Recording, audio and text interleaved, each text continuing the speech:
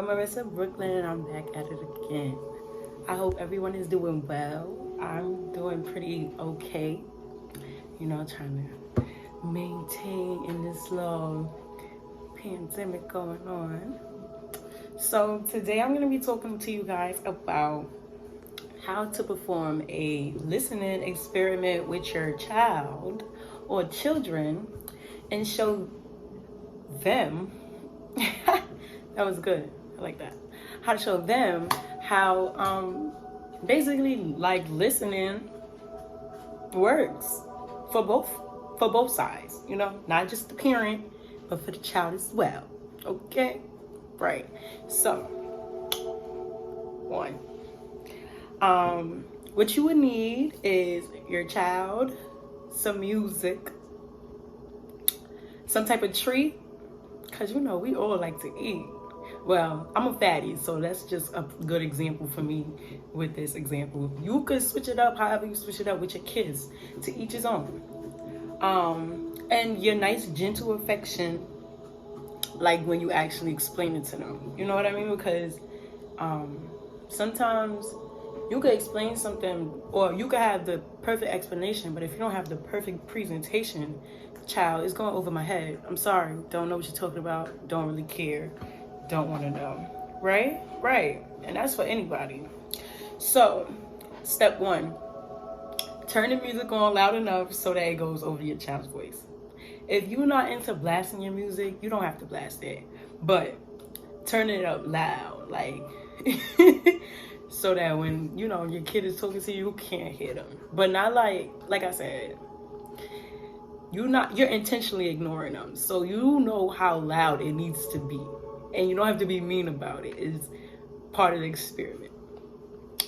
2, ask your child if they want something like that the snack that you got for this example, right? So it'll be like, yo, you want this, that, and the third? But since the music is loud, don't talk over the music. Or, all right, some people, if you want to try talking over the music, then by all means. But I say don't talk over the music. So don't talk over the music and be like, yo, you want some da da da da. Don't have the snack in your hand either. Like, just be like, you want some, and they're not gonna pay you no attention because the music's on. They can't hear what you're saying, right? Bam. After you ask them, you got their attention, but you didn't, right?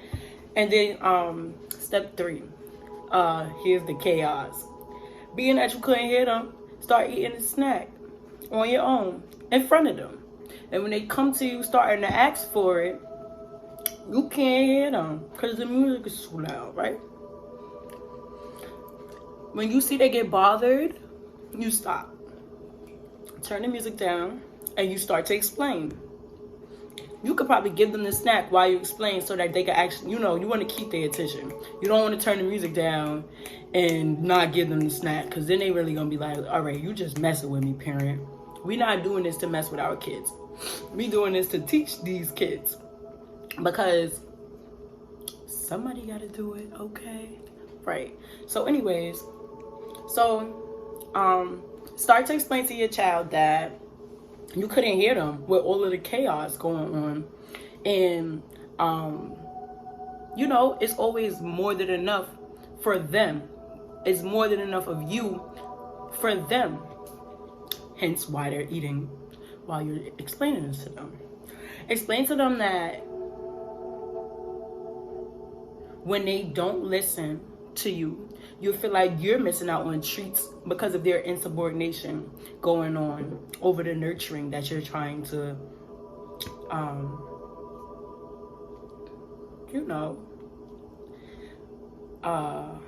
I want to say afflict upon your children. You're trying to nurture them. You're trying to teach them. You're trying to give them rules for a reason. You feel like this is for their best, so they need to listen to that, right?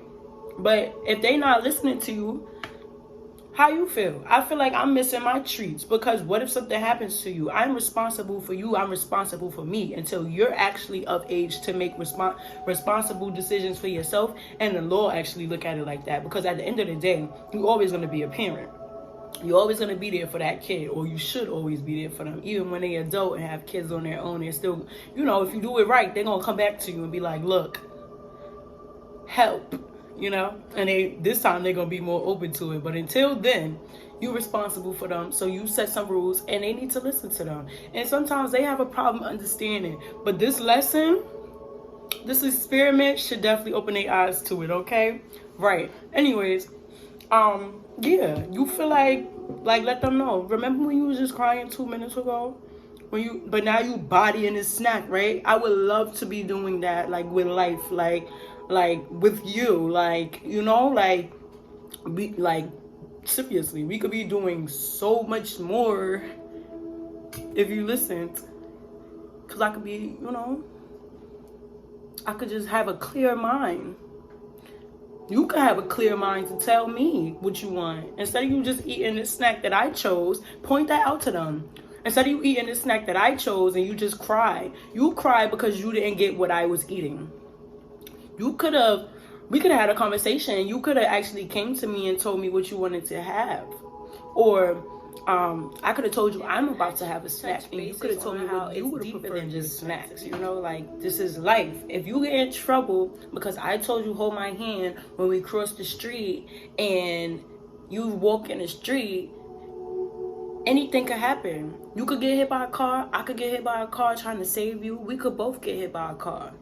Or we could be okay. You could be in trouble, and now I can't have a clear mindset on how I want to treat you. I had an idea that I wanted to get you ice cream when you got out of school, when I picked you up. But now I can't do that for you. Now I can't even go to the store and get what I wanted to get from the store because you trying to take my treats away from me. And part of my treats is loving you and caring for you and spending time with you. But I need you to listen to me so that we could enjoy treats together. Because essentially, I'm not enjoying this if you're not enjoying it. I don't like when you crying. It's not fun for me. I wanted ice cream too, to eat with you. I wanted to get a brain freeze with you, little baby. Right? Okay. Also,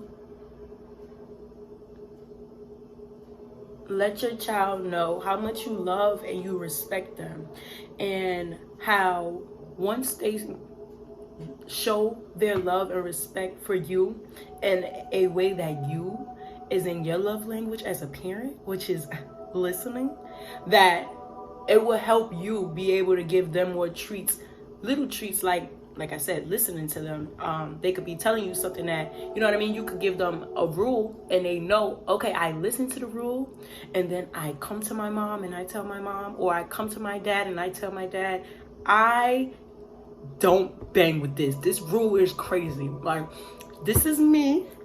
This is the rule. You can't even see it, right? I mean, I've been following it because I listen and I love and I respect you, parent. But we have to bring the rule right here. Because look, I need to color. I just need to color. I do. It means so much more to me than you think.